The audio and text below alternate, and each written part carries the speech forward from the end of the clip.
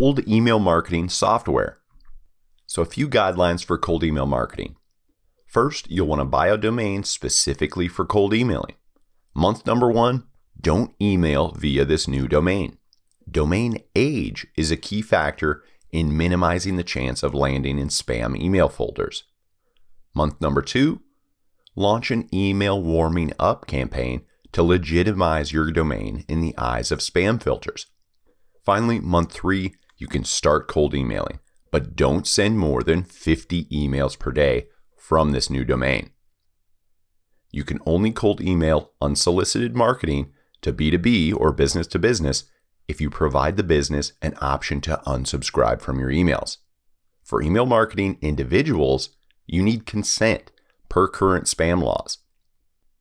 We suggest collecting opted-in users via software like ConvertKit, Lead Pages, or ClickFunnels. When you download this PDF, click this hyperlink to go to our landing pages tutorial at coursenvy.com/what-is-a-landing-page. On this page, we break down how to create a landing page and all the top solutions: Lead Pages, ClickFunnels, Webflow, ConvertKit, and so on. So first off, create a cold email domain. Never cold email from your main brand domain. With the potential for being flagged as spam, you don't want to hurt your main URL's reputation in Google search results and deliverability for your everyday business emails. So only cold email market from your specific cold email domain.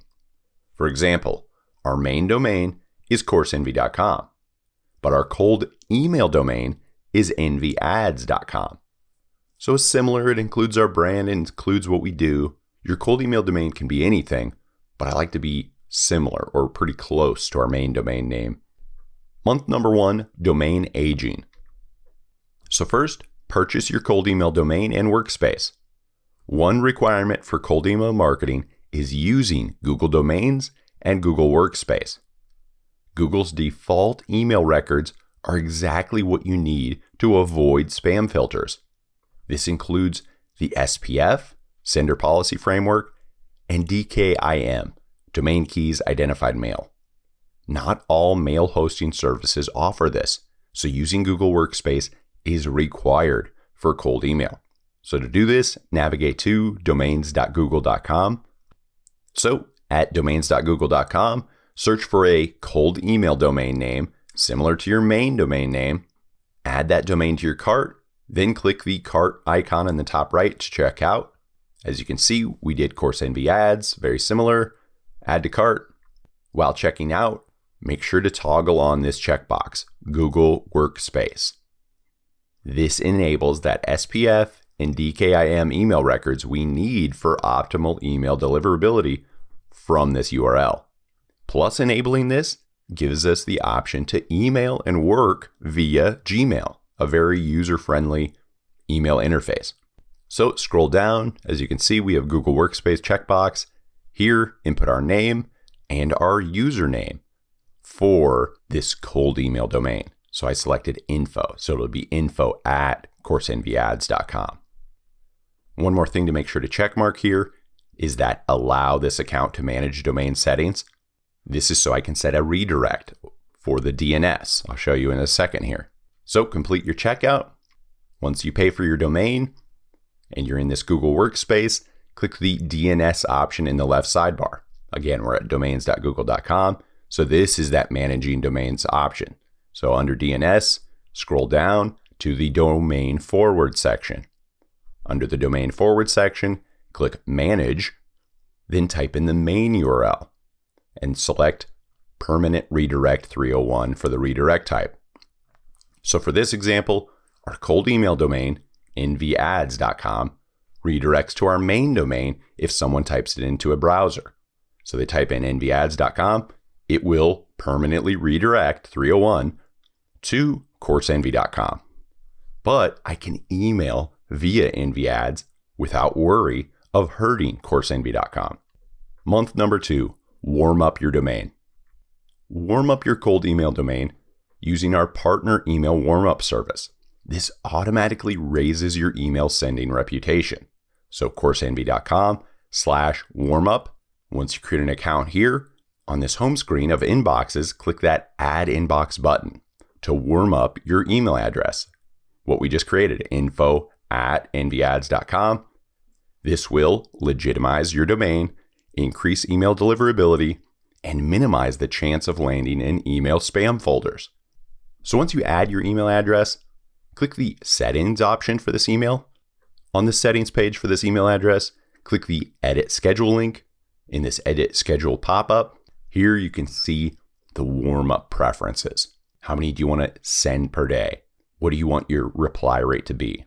This warm-up service warms up your email for you, emailing, opening these emails, responding to these emails, all with a robot, making it look like, oh, this is a very active inbox, not sending spam. The people they're sending to are opening.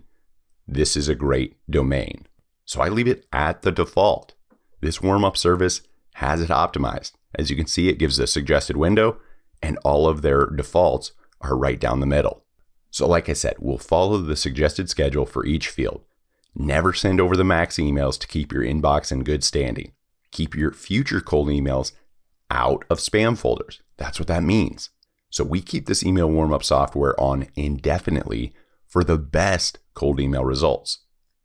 So we're always trying to look good in the eyes of spam filters by having this warm-up software going on in the background, replying and opening and sending emails for us. Month number 3, begin cold emailing. Now it is time to start sending cold emails.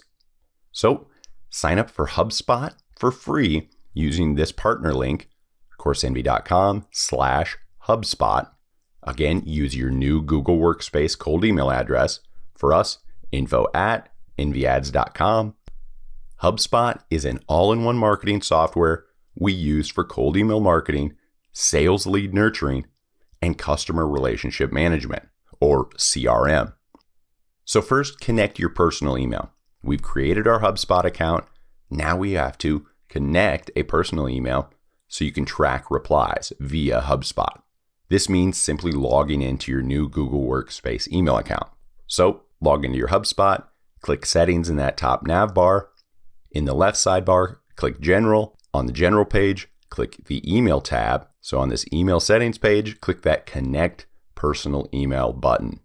This will open the email provider pop-up. Select that Google option. Since we're logged into our Google Workspace in this browser, that info@envyads.com, it will prompt us to select that email. Then we just select Allow. And as you can see, we're back on that general settings page under Email Settings, and our cold email address is connected and enabled. Next on this page, we need to toggle on Include Unsubscribe Link. Remember, that's required per spam law. So checkmark this box. Then we click the link above it, edit email signature, and we input our business name and address. Again, required for spam law, your business name, address, unsubscribe link. Adding unsubscribe links to your cold emails can help you be compliant with spam laws. But again, this is not legal advice, so always consult with a business attorney.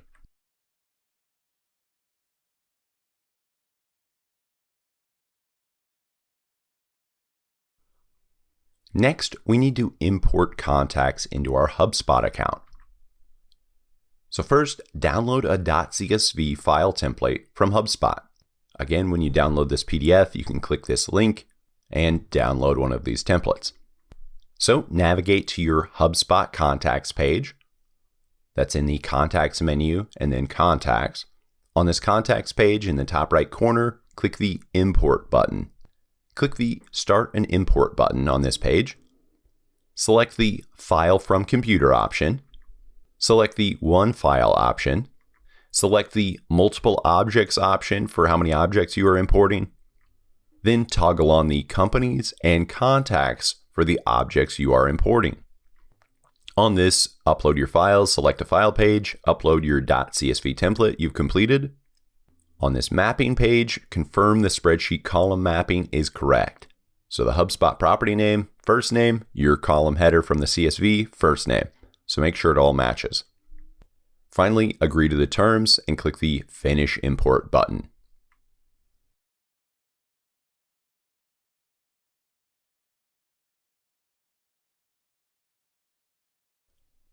How to create a workflow in HubSpot. Workflow is a marketing term that refers to an automated process where emails are triggered based on set rules. I create workflows or automatic emails based on job titles. Job titles is a column in my .csv contact file upload. So let's create a workflow. Click the Workflows page in the Automation drop-down menu in your HubSpot account.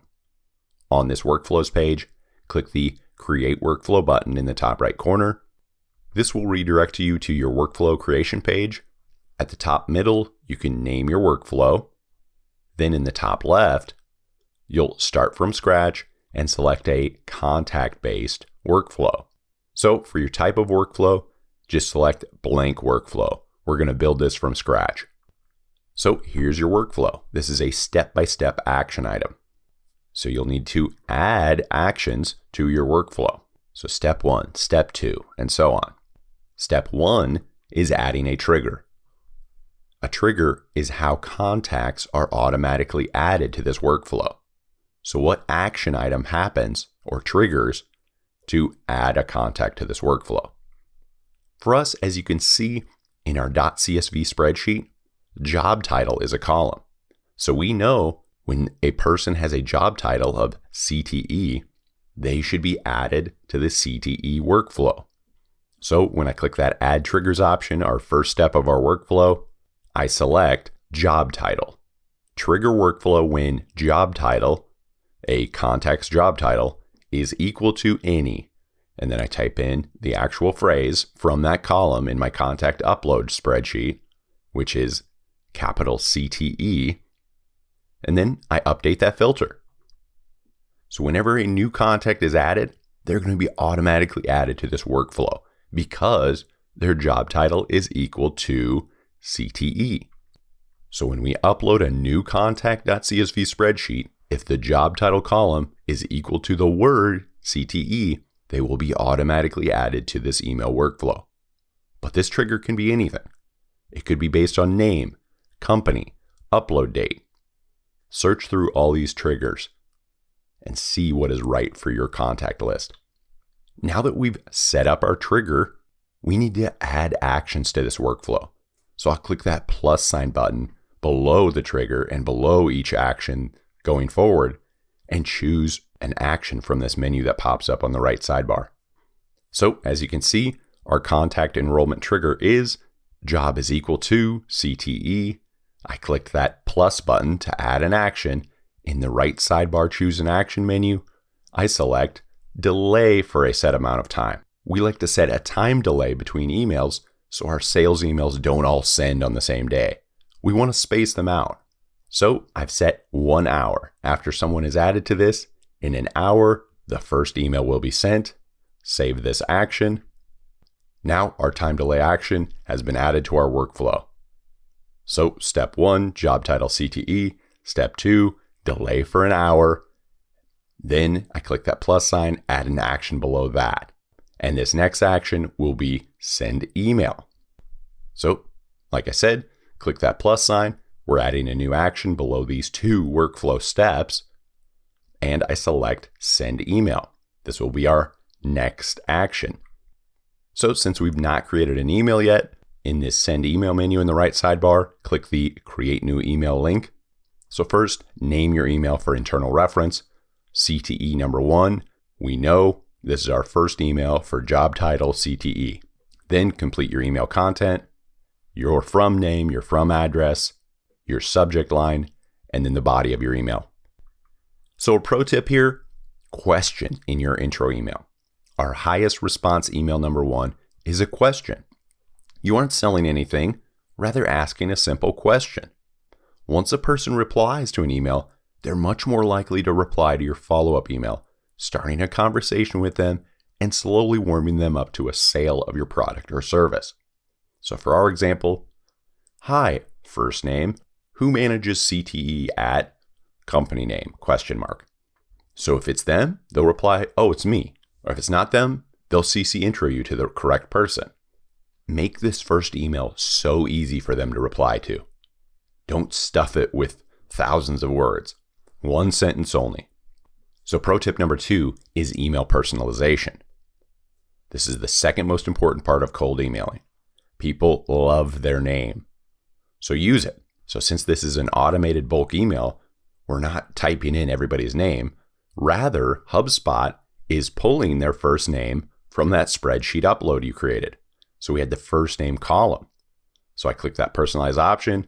I select first name, the column from my contact upload, and each email that automatically sends in this workflow will use the varying contact's actual first name and actual company name from the contact data columns in our .csv. So next, below the body of this email, again, you need to add your company info and unsubscribe link footer to your email. So click that Manage button under Email Footer. On this Manage Email Footer page, click the Edit link, add your company name and full address to the footer. Again, required for spam laws. Once you save your email footer, the default footer will appear here, along with your business address. So just click that Save Email button. And as you can see in the right sidebar, our newly created email will appear. We'll select the option, the little radio button. I select that next to CTE number 1 email. Then I click Save. And as you can see, our next action item has been added to our workflow. First, somebody with the job title CTE is uploaded to our contact list. They're added to this workflow. 1 hour later, we send them email number 1 with a personalized first name and a personalized company name. So let's publish this workflow. We can add to it later. So click that Review and Publish button in the top right corner to turn this workflow on. On this workflow review page, before turning on the workflow, scroll down to Set a Workflow Goal. So as you can see, we've scrolled down to the contacts will be removed when they meet the following goal criteria. So if a contact reaches your goal, you don't want to keep auto emailing them. Therefore, you need to create a goal criteria so the contact is removed once they meet your goal. So that's why we select Edit next to this option. Now the workflow goal pop-up will appear. So for this, we select marketing emails. Next, we select the marketing email that we want to unenroll contacts from when they reach our goal. So CTE number 1 is our email name. We'll select that. Next, we need to select our goal criteria, which will be contact replied to email. So with sales email, you want to stop the automated follow-up emails once the cold email contact has replied, because then you're going to reply in person in your own Gmail account and back and forth with this user, answer their questions, provide value, and make the sale. So once we've selected that, as you can see, contacts will be automatically unenrolled from this workflow when they meet your goal. Your goal is marketing email activity. The goal criteria is replied to email named CTE number 1. So review your workflow goal. Contacts will be automatically unenrolled from this workflow when they meet your goal, such as replied to email CTE number 1. So we're happy with this. Click the Save button. And on this workflow review page, click the Turn On button in the top right. So on this workflows page, you will see your workflow is turned on. So let's click that workflow name to view its performance. So on this workflow page, click the Performance tab to see your workflow data, such as delivery rate, open rate, click rate. As you can see, 100% of our emails have been sent, 100% delivered, but 0 have opened. But we did just send this, so we'll come back later and keep checking this. We can also view specific contact activity. To do this, navigate to the Contacts page. So top left corner, Contacts dropdown, select Contacts. On the Contacts page, select any contact name from the list. So we click this one we've uploaded. On this Contacts activity page, you can view the email activity specific to this contact. So you can see the date we sent them an email. You can see if they opened it, see if they replied, and so on. So now let's say we want to edit our email. We're not getting responses. We want to edit it. So under the marketing navbar option menu, select email. So it's on this marketing email page. We can see our past created emails. CTE number 1, for example. But say I want to create a new email. I want to create a follow-up, CTE number 2. So on this email page, click the Create Email button. So we'll choose an email type. Again, it's going to be automated because we're adding it to our current workflow, an automatic workflow. Next, we'll be prompted to select a template for this email. We see the highest deliverability with plain text emails. A plain email is no HTML, so it has a higher deliverability rate. So we'll select plain email. We'll name our email. So CTE number 2, this is going to be a follow-up. And again, personalization is key. We'll pull the first name from our contact data. So hi, click the personalize button, select first name, and then make sure to check mark the global default value box. So use this property's global default value. So hi, first name, comma.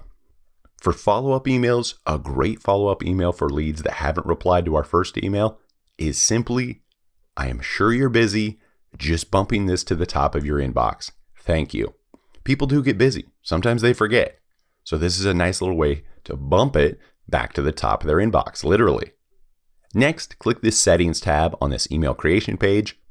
Scroll down to the subject line, add a subject line, then click the Review and Save button in the top right corner. Next, we'll go to our Workflows page. Under Automations, click Workflows, click on our workflow name, CTE Workflow for this example. And again, we're going to click that plus sign at the bottom of this workflow to add a new action. So like I said, I want to space out my emails. I don't want to email them all the same day. The best results we see are from spacing out emails by 5 days. So again, I click that action plus sign. In the right sidebar action menu, I select delay for a set amount of time. Then I input 5 days and save this action item. So as you can see, a user is added, they're emailed, we wait 5 days, and now click the plus sign again to add a new action. This is where we add email number 2, our second follow-up. So we select email, send email for this new action item. In this send email option menu, I select CTE number 2, that second follow-up email we just created. So I select that, click the save button, and now as you can see, our workflow is fleshing out. A person is added. They are emailed number 1. There's a delay for 5 days. Email number 2 is automatically emailed. But note, now that we have 2 emails in our automated email workflow, we need to update our workflow goal. So in the top left corner, click the View or Edit Goal button to unenroll contacts that have replied to either of these emails. Remember, you don't want to send automatic emails if they've already replied to you. So in this workflow goal pop-up, you can see our initial goal is still in there, the goal criteria of they replied to CTE number 1. So I'll click the OR button. They replied to CTE number 1 or replied to CTE number 2 email. So again, marketing emails for the filter. Then for the criteria is email number 2 name. And for the goal criteria, contact replied to email. Then I click the Apply Filter button. So review your workflow goal. Contacts will be automatically unenrolled from this workflow when they meet your goal of replying to CTE number 1 or replying to CTE number 2. So that's our goal. This is great. Click the Save button.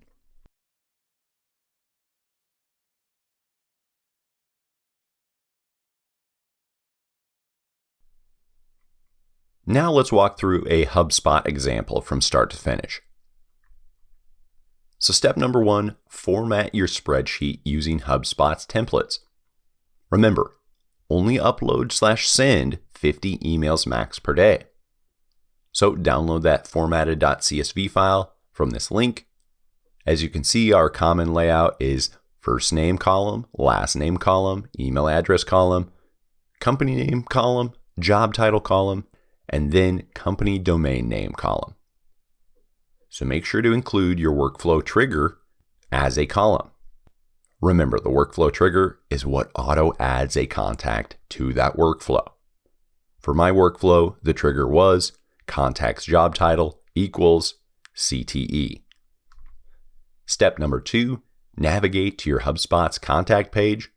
That's the top left menu, contacts, and then select the contacts option in the drop-down menu. On this contacts page, click the import button in the top right corner. Step 3, click the Start an Import button. Step 4, select the File from Computer option. Step 5, select the One File option. Step 6, select the Multiple Objects option. Step 7, toggle the Companies and Contacts option. Step 8, click the Choose a File link and upload your .csv contact email list. Step 9, confirm the spreadsheet column mapping is correct. Step 10, agree to the terms and click the Finish Import button. Now let's review your workflow. Under the Automation menu, select Workflows in that drop-down menu. As you can see, our workflow updated automatically via our workflow trigger, which added this new contact list import to the workflow. I added 48 people. So now you can see total enrolled 49. So now on this workflows page, click the workflow name. So CT workflow. And here we can review our workflow performance. We'll click that performance tab on this workflow page. And here we'll review our email data, such as delivered percentage, open percentage, clicked percentage. So make sure to check your Gmail workspace email inbox connected with your HubSpot account to see the actual replies from people. How to build email lists. So to build out these contact email lists or sales pipeline, we use ZoomInfo's portfolio of constantly updated company contact data. So go to coursenvy.com/ZoomInfo, and it's kind of like a LinkedIn meets Google. I can search for people, I can see their title at companies, I can see their email, their phone number, and I can export all of that for quick, easy building of these email outreach lists that I'll upload to HubSpot.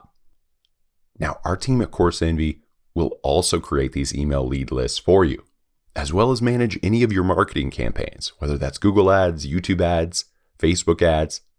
So feel free to reach out to us with questions, info@coursenvy.com, and check out our services, coursenvy.com/services.